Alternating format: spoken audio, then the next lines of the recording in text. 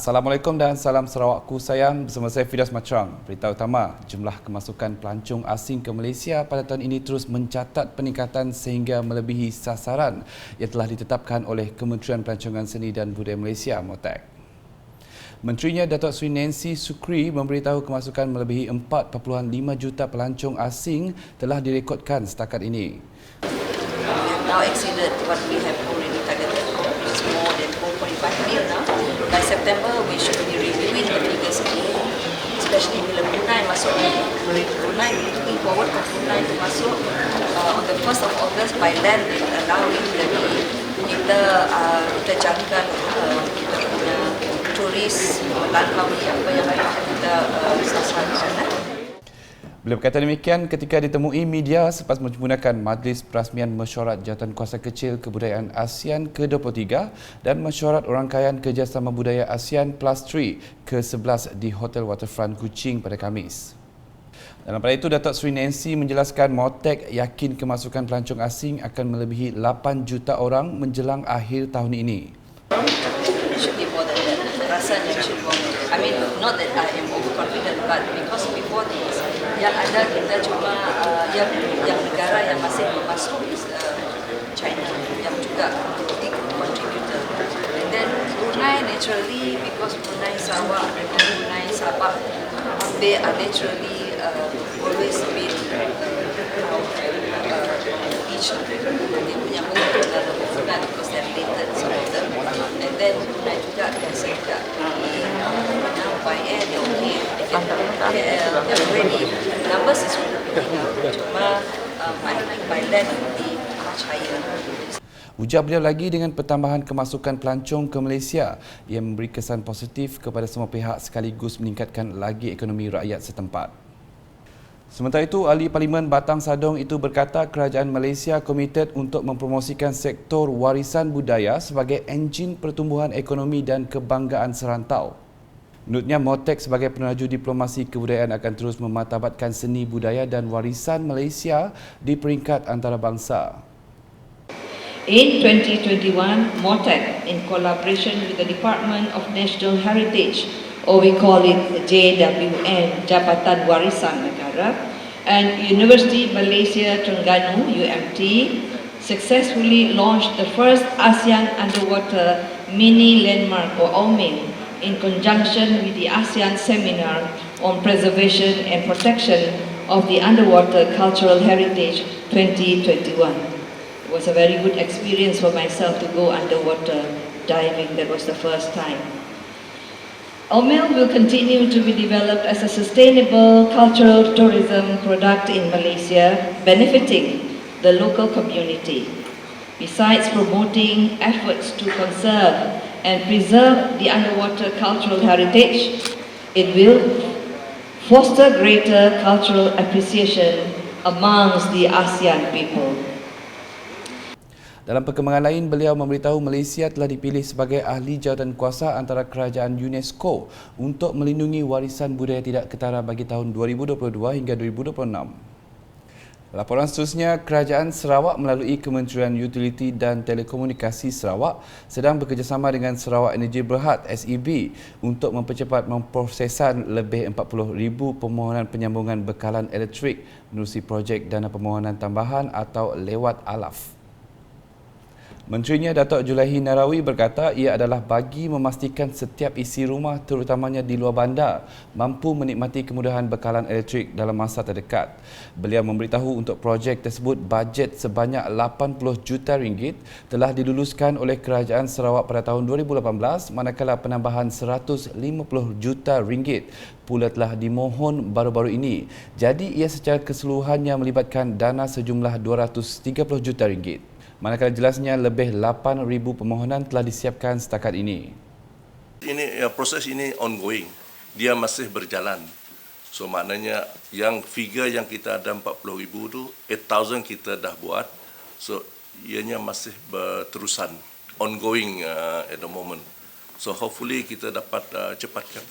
But then you must not forget, even though ada 32,000 balance dia, ada lagi orang mula rumah baru throughout the state, you know. Datuk Julaihi berkata demikian pada sidang media selepas majlis penutupan bengkel pelaksanaan projek Alaf bersama pihak berkepentingan di Pusat Konvensyen Borneo Kuching BCCK pada Rabu. Sementara itu, Ahli Dewan Undangan Negeri Adun Sebuyau itu menyarankan semua pihak terlibat sama ada kementeriannya SEB maupun pihak konsultan agar bekerjasama dengan pejabat residen, pejabat daerah dan pejabat daerah kecil untuk memastikan permohonan sebanyak 40,000 isi rumah itu adalah jumlah yang betul. Harapan kita ialah tidak ada yang tertinggal. Sasaran kita semua orang dapat bekalan elektrik.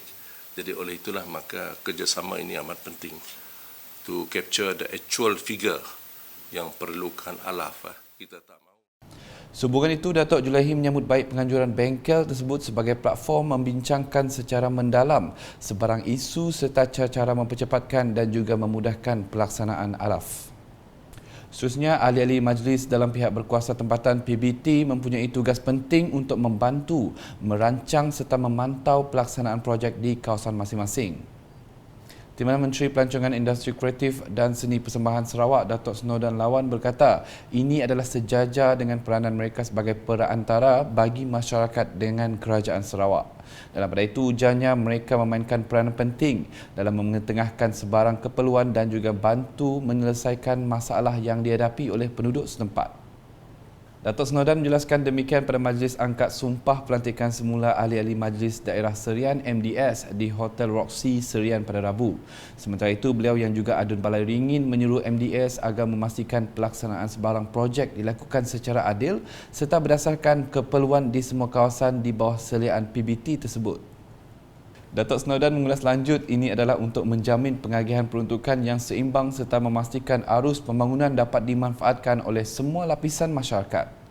Pada majlis tersebut, seramai 29 daripada 32 ahli-ahli MDL yang telah dilantik semula hadir bagi mengangkat sumpah di hadapan Datuk Snowdan, di mana tempoh pelantikan tersebut berkuat kuasa mulai 1 Julai lepas hingga 31 Disember 2022.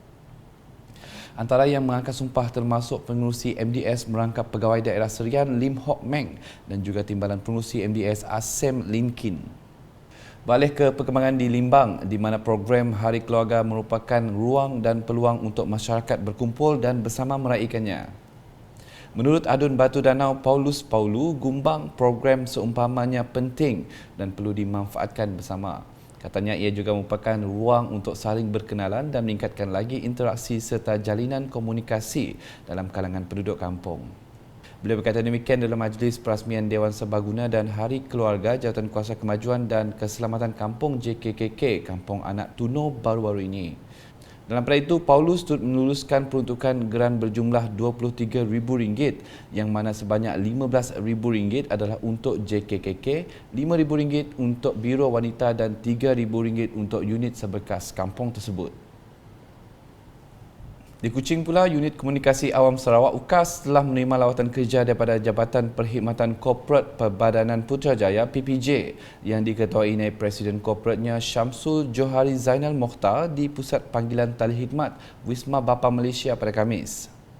Lawatan kerja yang disertai 25 kaki tangan PPJ itu bertujuan mendapatkan maklumat dan perkongsian pandangan mengenai sistem tali khidmat yang diselia oleh UKAS dan dikendalikan oleh Science Contact Center di samping melihat dan merasai sendiri pengoperasian di pusat tersebut.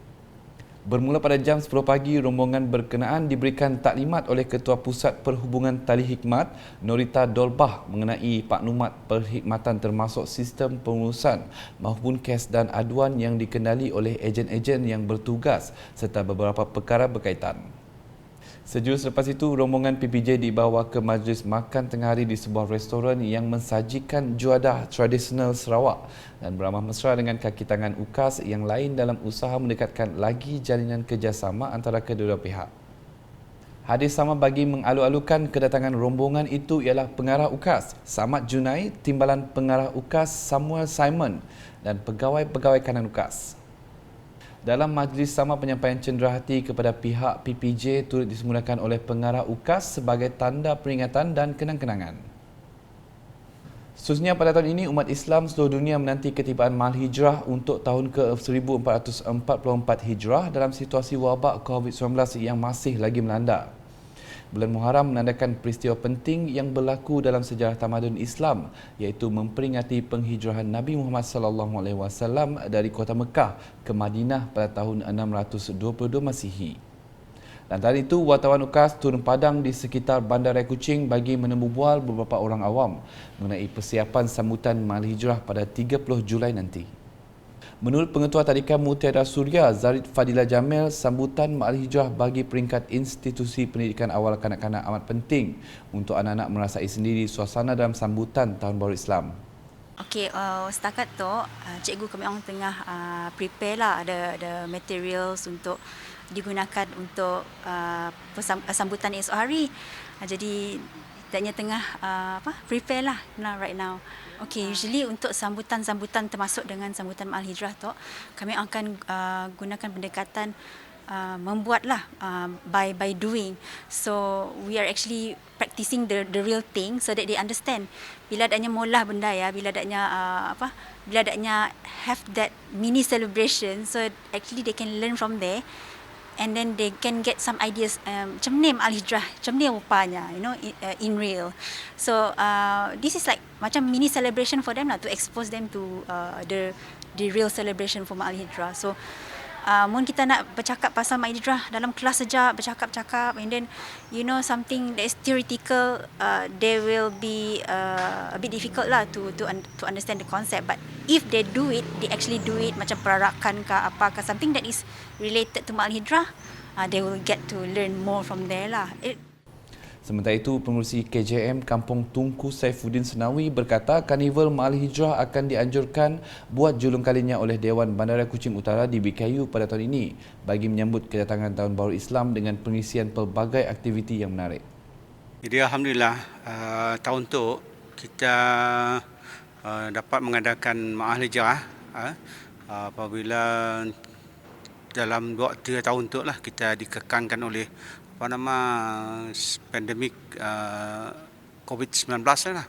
Jadi kita berasa bersyukur dan berterima kasih dengan pihak DBKU yang mana hendaknya telah memilih kampung kita untuk Karnival Ma'al Hijrah pada tahun itu. Ya, aktivitinya ialah pada malam 30 hari bulan, iaitu hari Sabtu malam Ahad, diadakan ceramah Ma'al Hijrah dan dijangka Yang Berhormat Datuk Seri Haji Fadilah Yusof akan sama-sama meraihkan ceramah agama tersebut, dan diikuti dengan pada 31-nya acara kemuncak ialah beberapa aktiviti lah luar dan dalam Dewan Masyarakat Kampung Tunku itu, antara lain. Turut senada Timbalan Pengerusi Majlis Darul Hana Jalan Patingan Muhammad Bidari Junaidi berkata kuliah Maghrib Istimewa akan diadakan pada tahun ini bersama mantan pensyarah Universiti Islam Sultan Sharif Ali, Brunei Darussalam Profesor Dr. Al-Habib Al-Sayyid Hamid yang dianjurkan oleh Jawatan Kuasa Pengurusan Masjid berkenaan.